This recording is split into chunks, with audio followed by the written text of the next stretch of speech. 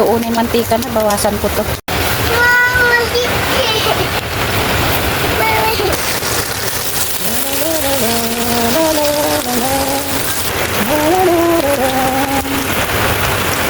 Puso ng saging.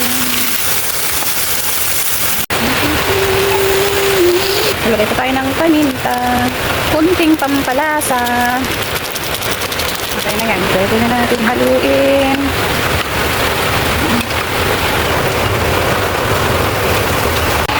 Ay, ang lakas ng ulan sa labas. Ito yung niluto kong puso ng saging adobo. Naglagay po ako dito ng karne. Yan. Puso ng saging. 2 piraso to. Ito naman yung leftover namin kaninang tanghali. Meron pa. Ulam ng dinner na lang.